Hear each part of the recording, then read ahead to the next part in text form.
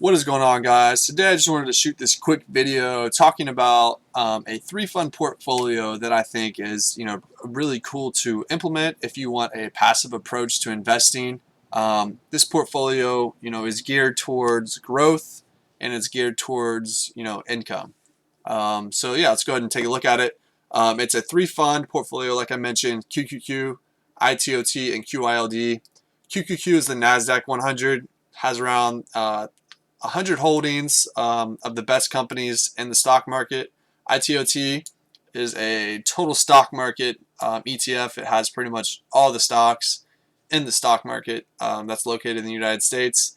And then QYLD is a company that sells covered calls against QQQ. They have different holdings of QQQ, and they sell covered calls on those stocks, and they pay a monthly dividend, yielding at almost 12% currently. So this allocation is definitely for someone that's probably looking for more income. So someone that's older, someone that's close to retirement, but they want the income of QYLD, but they still want their portfolio to grow. They don't want it to completely depreciate and run out of money. So that's why implementing QQQ and ITOT, you're still going to get the growth from obviously the overall stock market and from QQQ.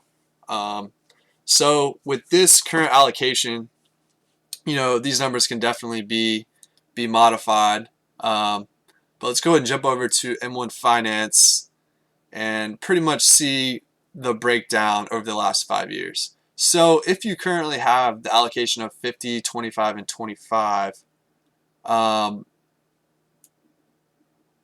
you could expect a yield of around 6.7% and an expense ratio of 0.48. So the expense ratio is kind of high, but what this company is doing does take a lot of work, and that's why their yield or their expense ratio is around like 0.8, I think. Because they do a lot of work, selling those covered calls. Like, that takes a lot of time to manage that. But yeah, so that's the current allocation for someone that's definitely looking for income, because that's producing like a 6.7% yield. But let's just say like you're in your early ages and you are really aiming towards growth, and that's what your overall purpose is, or goal is for investing.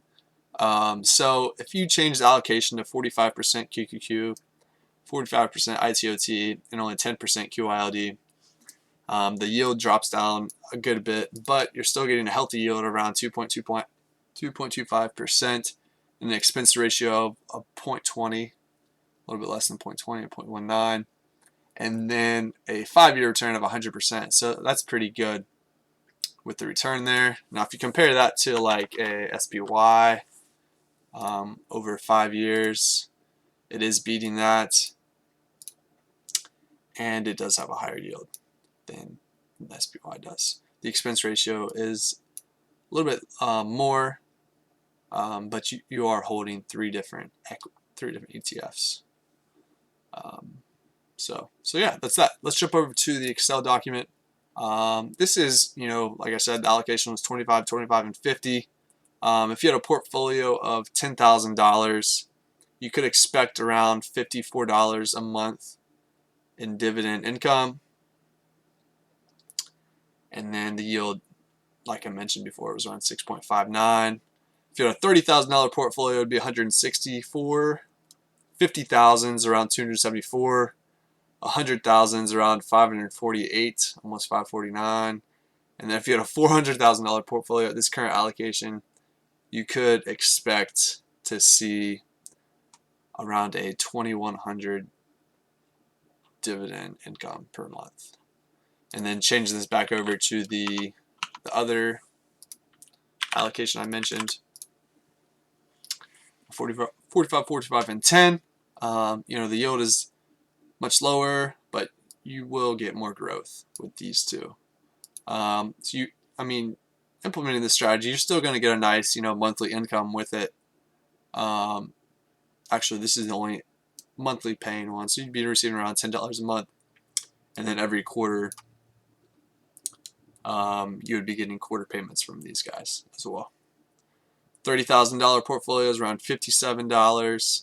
A $50,000 portfolio is around $95, and a $100,000 portfolio is around $190, and $400,000 is around $760. But yeah, I mean, that's pretty much it for this video. It's just a simple 3-fund portfolio where you can expect to see, growth. You can expect to see, monthly income as well. So you honestly get the best of both worlds with this type of strategy. So yeah, feel free to let me know below what you guys think about this. I'm curious to hear your guys' thoughts, and thanks again for watching.